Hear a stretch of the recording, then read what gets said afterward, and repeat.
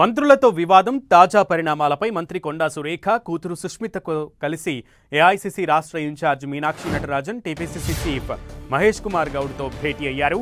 సుమారు 2.5 గంటల పాటు కొనసాగిన ఈ సమావేశంలో మంత్రి కొండా సురేఖ తనపై వస్తున్న ఆరోపణలకు సంబంధించి మీనాక్షి నటరాజన్కు వివరించారు. తోటి మంత్రులతో తాను పడుతోన్న ఇబ్బందులు, ఆలోచనలు మీనాక్షి నటరాజన్కు తెలిపారు. వారు కూడా తన అభ్యర్థనను విని మంత్రులతో కూర్చొని మాట్లాడి త్వరలోనే అన్ని సమస్యలను పరిష్కరిస్తామని హామీ ఇచ్చినట్లుగా పేర్కొన్నారు. నా బాధలు అన్నీ వారితోనే పంచుకున్నానని, వాళ్లు ఇచ్చిన ఆదేశాల మేరకు తాను ముందుకు వెళ్తానని మంత్రి కొండా సురేఖ స్పష్టం చేశారు.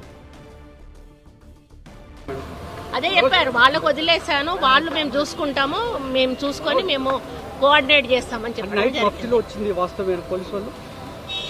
అవన్నీ నేనేమి కామెంట్ చేయదలుచుకోలేదండి. అవన్నీ మీ అన్ని తెలిసినవన్నీ అడగద్దు దయచేసి. నేను మీడియా వాళ్ళని, ఎందుకంటే మిమ్మల్ని దాటేసి వెళ్ళడం కరెక్ట్ కాదు అని చెప్పి మీ ముందటికి వచ్చి నేను చెప్పడం జరుగుతూ ఉంది.